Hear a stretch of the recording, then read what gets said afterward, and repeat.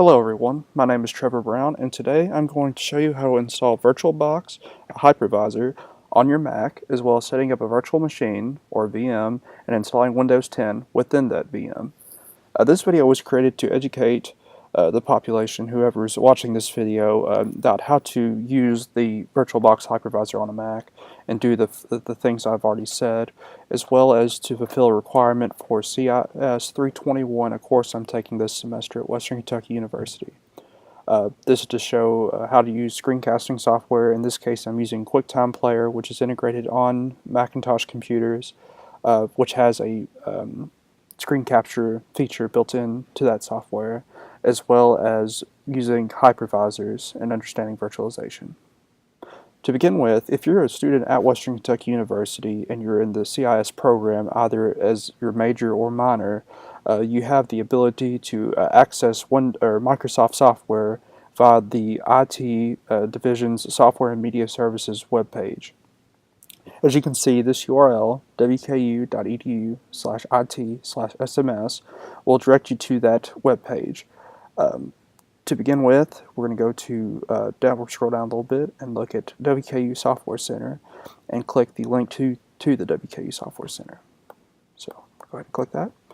And as you can see, a new tab is opened, and we're now at the Software and Media Services login page.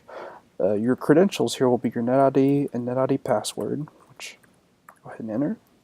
Once you do that, you're redirected to the actual web store for WKUIT's Software and Media Services content. Normally, if you're a student here, you'll see personal and university tabs here. However, since we're CIS students, we'll also see Microsoft Imagine Premium. If you click that, you'll see a variety of Microsoft software available for download. The benefit of having this is we get the software for free. A majority of the software costs several $100s a piece, so we're talking several thousands of dollars worth of software just on this page available for download. Today we're just going to download Windows 10. So if we scroll back up to the top, you'll see here Windows 10. You can click that. And if I collapse this menu here, we'll see there's a variety of available packages available, a variety of versions of Windows available. We have Windows 10 Education, Windows 10 Multiple Editions, which is actually just Windows 10 Pro, Windows 10 IoT Core for various platforms, being a Mailboard, Raspberry Pi, and a variety of other versions of Windows 10 available for download. For our purposes, we're going to download Windows 10 Education. So we'll expand that back. Here you can choose your language, your native language, or the language you'd like to use Windows in. Even if you choose the wrong version, say if you choose English and you understand English but you'd rather install, say, French, you can also install the language pack later on for that. So just choose the one that you're most comfortable with. As you can see here, we have two versions available under the English. We have just English, which is designed for North American English, or we have English for the United Kingdom. Again, for our cases, we're in the United States, so we'll use this version, and it's already in my cart. But you can click Add to Cart and it will show up. Say I wanted to add this version, I can just add to cart. You'll get a prompt on your Mac saying that this is a different platform that can run the software, which is true, without having to do some simple modifications or using some software Apple has integrated into macOS. But we'll go ahead and say OK. As you can see, this prompt pops up saying the item's been added to our shopping cart and the price is free. So I'm going to go ahead and view the cart and actually go ahead and just remove the one that we just downloaded since the other version's in here. And when you're here, you can actually place a proxy order for somebody else, but since we're placing it for ourselves, we can do that. If you hit checkout, it'll take you to a download page, but in my case, I've already downloaded this before, so I'll get an error message saying I've exceeded my orders for this product, which is fine. We're going to go ahead and go to my View Accounts and Orders page so we can see where to go if you've already downloaded the software. You'll see your prior orders here, but what we're interested in my case in particular, is Windows 10 Education. So I'm going to view the details for this order. As you can see, we have Windows 10 Education, version 1703. We have our product key that we'll need later, and our download button. If you press the download button, I'll show you what happens. We'll open a new tab for that download. You're able to download either the 32-bit version or 64-bit version of Windows. Personally, I prefer the 64-bit version because it can utilize more resources, and from a technical perspective, you have more access to a large amount of RAM. With 32-bit, you're limited to 4 gigabytes of RAM or less. With 64-bit, that limit is taken away. So I've already downloaded it, but if you click this, you'll see that you're prompted for the download. And I've already, again, saved it here, so we're just going to ignore that. So I'm going to go ahead and close that tab, and I'll leave this window open so we can see the product key later in the demonstration. The next piece of software you're going to need is Oracle's VM VirtualBox software. VirtualBox is a Type 2 hypervisor that runs on top of an existing operating system. If I go to this tab, which the link is in the description, you'll see that we have a variety of download options. We have Windows host, OS X host, or Mac OS host, Linux hosts, and Solaris host. So this software, this hypervisor, is available for all these different operating systems. In our case, again, Mac OS or OS X host is what we're going to want to click. And I've already downloaded this, as you can see here. But if I were to download this, it's simply just save it, and it's ready to go. The next thing we're going to do is install Mac OS. The next thing we're going to do is install Mac OS. The next thing we're going to do is install VirtualBox on Mac OS. To do that, after you've downloaded the image, we're going to minimize this Chrome window and go over to this .dmg file labeled VirtualBox version number OS X. DMG is a file format. It's a disk image file format that's used to distribute software for Mac OS. If I double click that, it'll take a moment, but it'll mount as a virtual disk, as you can see here. I can run this installation package, or .pkg file. It's equivalent to a .msi on Windows. Mac OS verifies that it's a valid package and it's secure. And then we'll proceed to install.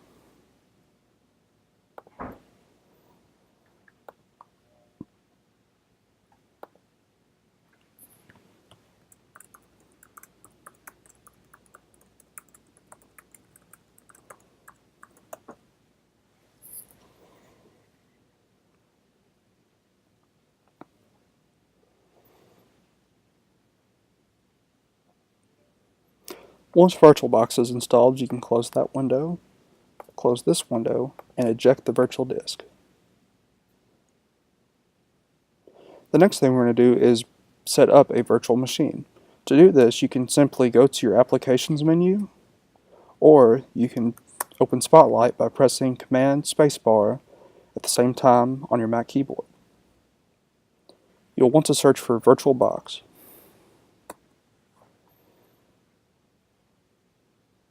As you can see, I have a few VMs already here. Normally, you'll see a blank screen that mentions creating a new virtual machine.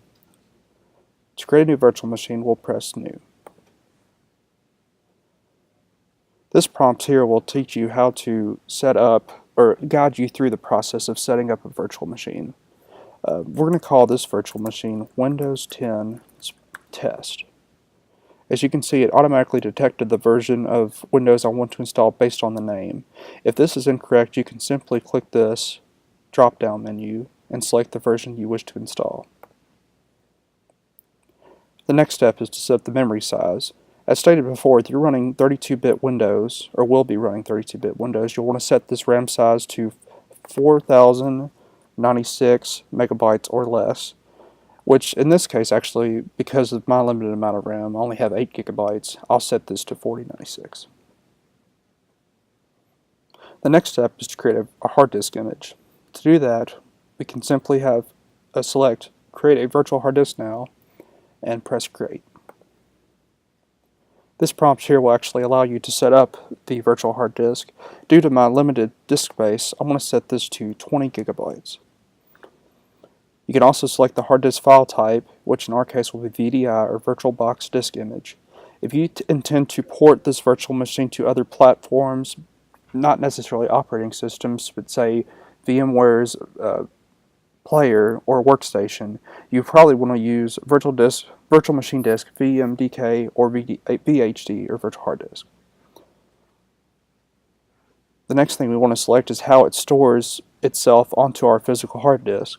We have two options here. We have dynamic allocation, which means that the virtual disk will remain a small size until data is written to it. Once data is written to that virtual disk, it will expand in size until it reaches its cap, which we've set to be 20 gigabytes. Otherwise, during creation, we can set it to be a fixed size. That way the space is already allocated. Fixed size performs better than dynamic allocation, but dynamic allocation is going to be more efficient in terms of using disk space. Go ahead and create. As you can see, we now have our virtual machine. The next thing we'll want to do is configure our virtual machine to run on this environment. To do that, we'll select our virtual machine by clicking it and press Settings. From there, we can go ahead and start configuring our system for a variety of purposes, setting video memory, the amount of processor cores being used, the amount of RAM if we want to adjust it, so on and so forth. Some basic adjustments I'm going to do are setting up video memory, the number of cores that this VM will reuse, as well as setting up the virtual disk to run at boot. So the first thing I'm going to do is select System here. I'm going to verify that the RAM's still the same, the boot order, which I'm fine with, the chipset is fine, the pointing device is fine, and then some extended features I do want to enable is EFI or UEFI and hardware clock in UTC time. Next, I'm going to select Processor, set the number of cores to be 2 cores to improve performance, and I'm going to go ahead and enable physical address extension. The next thing I want to do is increase my video memory. So I've clicked Display. I'm going to go ahead and enable 3D acceleration and 2D video acceleration. From there, I'm going to increase my video memory from 128 megabytes to 256 megabytes. The next thing I'm going to do is enable the virtual disk image we've downloaded, this EN Windows 10 Education image, to boot on, or to load on boot. So I'm going to click Storage in this Windows 10 Test settings page, and you'll see our storage controller is SATA, which is fine. You can also use other storage controllers by clicking this button here. You can use IDE, SCSI, SAS, and so on and so forth. If I select this menu item here that looks like a disk, we can actually put a virtual disk in that drive. If I have it selected and click this button, I can find the disk image here, and now it's in the virtual drive. So upon boot, this item will boot first and allow us to install Windows. I'm going to go ahead and verify before I continue that my audio driver is set to Core Audio and Intel HD Audio for my Mac in particular. If you prefer, there are other options available for audio controllers. I'm going to verify that my network is set to Network Address Translation, which it is. The last thing I want to do before proceeding on to using the VM, I want to verify that I have USB 3.0 enabled. If I go to Ports and USB, you'll see my USB controller is enabled and USB 3.0 selected. You'll notice that when you install VirtualBox, this is not enabled by default. This is because you'll need the VirtualBox extension pack. To get that, go back to the Oracle VirtualBox download page, and you will have to download the VirtualBox, the version number, Oracle VM VirtualBox extension pack by pressing this button. When you do have it downloaded, you'll see it will show up as a green box, at least with this version. That's just a dot .vbox-ext pack. You'll run that, it'll pop up a window within this VirtualBox program asking you how you'd like to install it and accepting their end-user license agreement for that piece of software. Once that's installed, you have the ability to use USB 3.0 and 2.0. At that point, your virtual machine is ready to go, and you may go ahead and start running the virtual machine. The next step at running Windows on your Mac is to install Windows within the VM. To do this, we'll go ahead and start the VM we've created. You'll see that this window pops up, which is the VM itself. I'm going to go ahead and switch this to full screen mode by pressing Command F on the keyboard.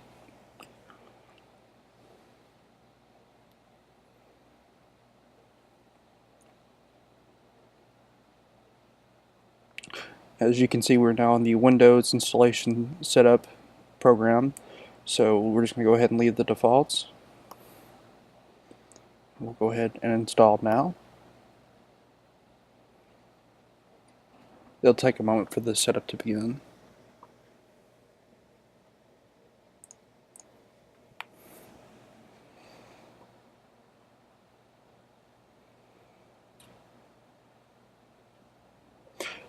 Here is the end-user license agreement for Windows. We'll just quickly skim through this and accept the license terms.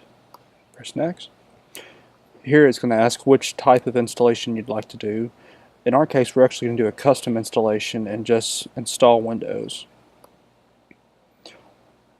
This portion of the installation program is asking where we want to install Windows. As you can see, this is the virtual hard disk we created in the prior step of making the virtual machine. We're just going to go ahead and create a new partition, which is space on the disk that we can use for installing Windows. We're going to use the entire disk for this. We'll apply. And Windows will go ahead by default and try to create multiple partitions for recovery and other such things. So we'll go ahead and just allow it to do this by pressing OK. Here in a moment you'll see 4 partitions. This is the one we'll be using, and these other 3 are used by the system and for recovery and such. So we'll go ahead and again, partition 4 is the one we're going to use. We're going to press Next, and the installation will begin. This will take some time, so we will return once it is complete. Okay, it looks like we're getting to the end of the installation process for Windows. After the files get ready for installation, it's a very quick process.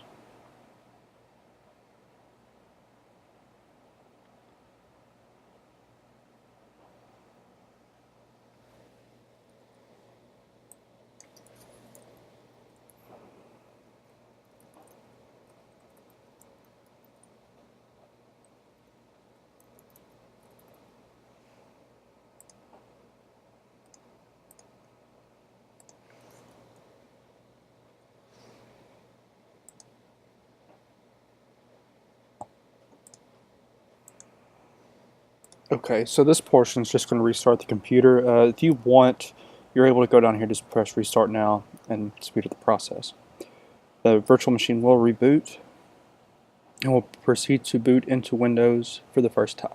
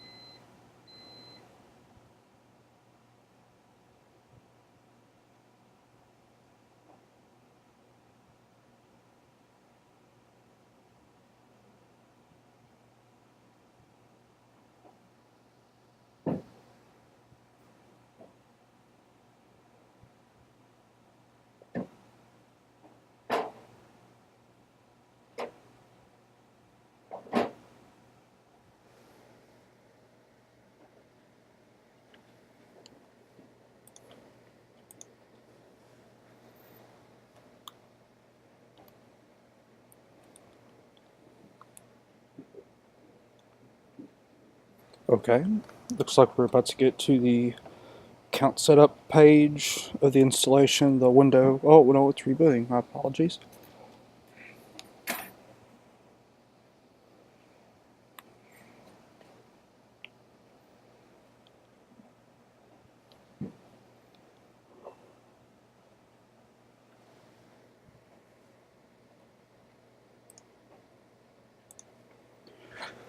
Okay, now it looks like we're about to get through the account setup portion of the installation process.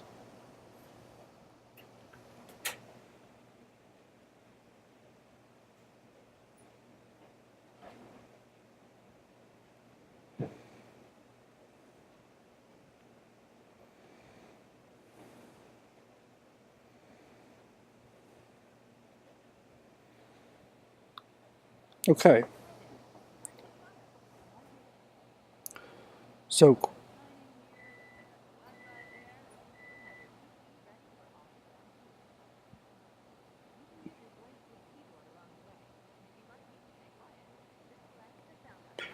we're going to do that.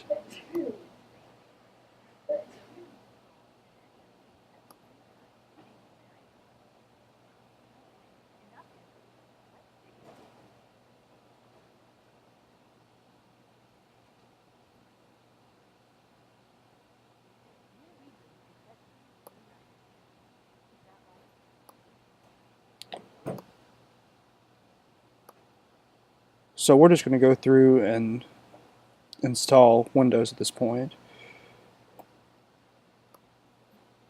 We're just making sure we have all the defaults used, USA, English, and because we're in Central Time, if it asks about a time zone, we'll select, again, Central Time.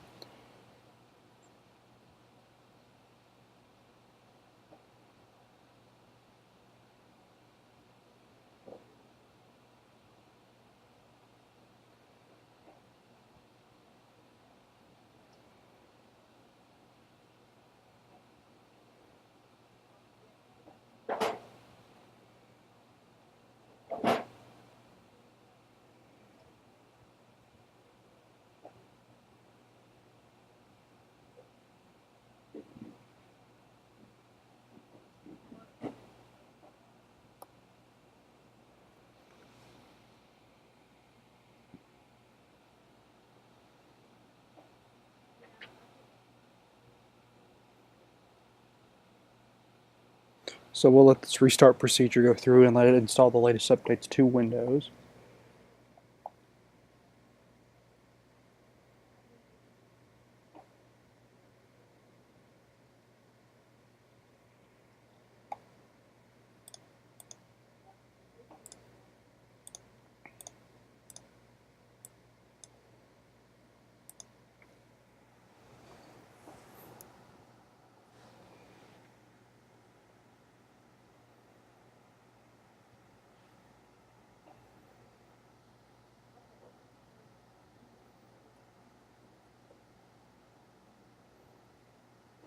Okay, at this portion, what we can do is just set a Microsoft account, if you have one, to be your account. However, in this case, we are just going to go ahead and set up, we're going to say domain join instead.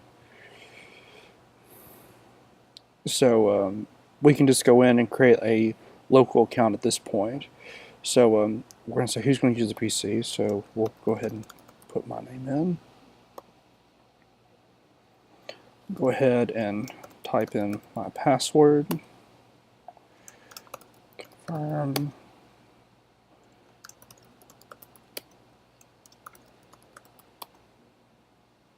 And then let's say my password hint. So basically, you know, I've set my password and I'm putting in a hint for that password. So I'm going to go ahead and set up the account. You can choose to enable Cortana, which is the virtual assistant built into Windows. Personally, I don't use her, so I'm going to turn her off. And we're just going to go through and change some of these settings. Again, these are just based on your preferences. Yeah, I will leave location on just in case my computer's stalling. Somebody tries using the VM for whatever reason. Beyond that, though, just turn all this off.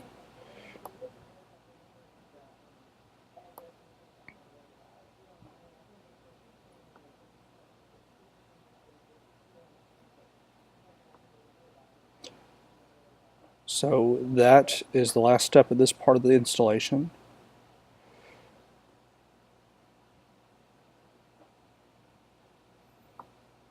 And it should show the desktop here in a moment.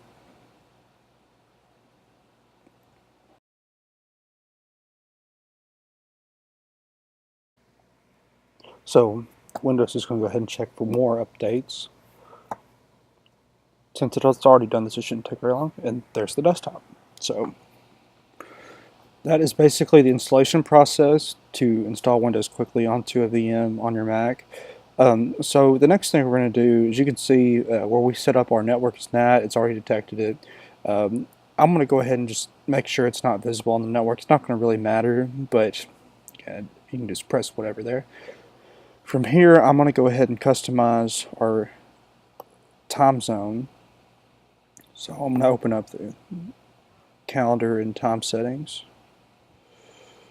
And actually, here, just take time.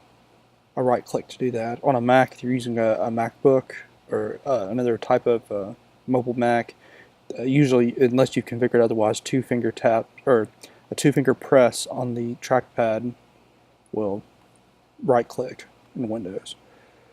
So we're going to go ahead and set our time zone to be Central Time, US and Canada. You see the time adjusts to the current time.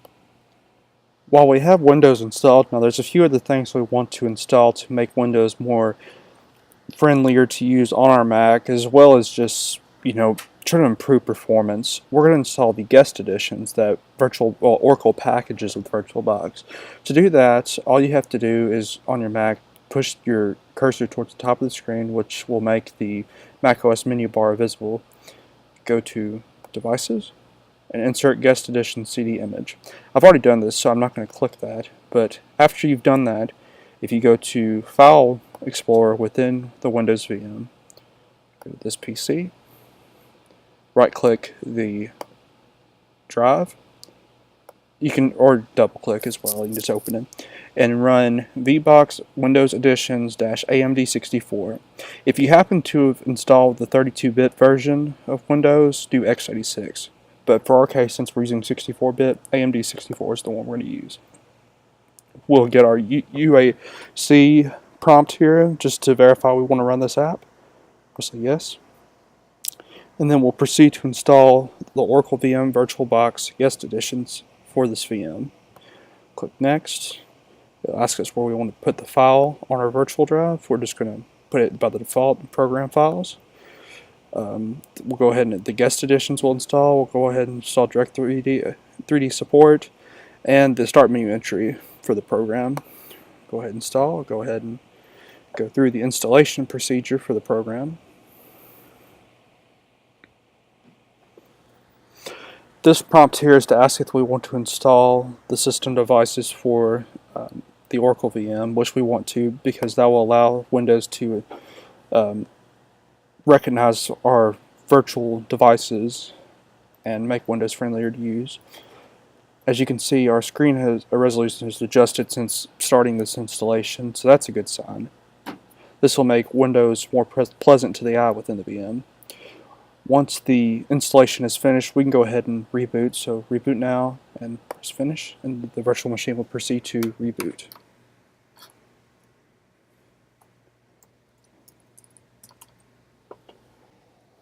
So our virtual machine has rebooted. I'm going to proceed to sign into the account I've set up.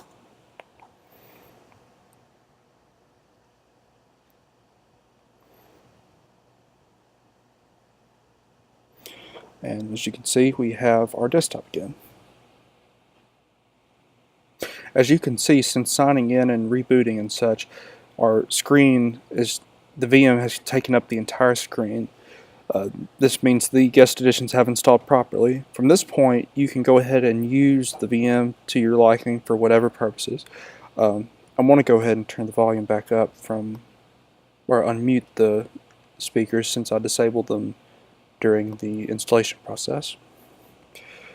Another thing we need to do before finishing this video is to go through and activate Windows. To do this, what I'm going to do is go back to File Explorer, go to this PC, right click within the window here, and select Properties. This will bring up our system properties so we can see which operating system we have installed, our system information, as well as our computer name and such. What we're going to do next is activate Windows. So from here, I'm going to press Activate Windows, this link. The Settings app should open and bring up this information talking about activation. I'm going to expand the window. So we have not entered a product key yet because the installation process did not ask for one. So we'll go ahead and do that. To do that, just press this button that says Change Product Key.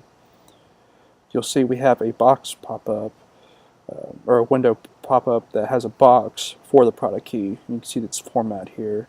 Alphanumeric characters in this kind of format. However, as you saw before, we have that available on the WKU Software Center website under the Microsoft Imagine Premium section. So we're going to go back and get that. I have already opened that. If you've closed it already, you'll just have to sign back into the Software Center and get it. I'm going to go ahead and copy this by right-clicking and saying Copy this product key. Move back to the VM, and as you remember, we turned on a bidirectional clipboard, which means we can copy and paste within macOS or Windows and paste in the other portion as well. So as you saw, I copied from the macOS portion, the host, and now I'm pasting it within the Windows guest. Press next. You can see that if it liked the product key, it's valid, so we can go ahead and activate Windows. And to give it a moment, you'll see here that it'll say Windows is activated.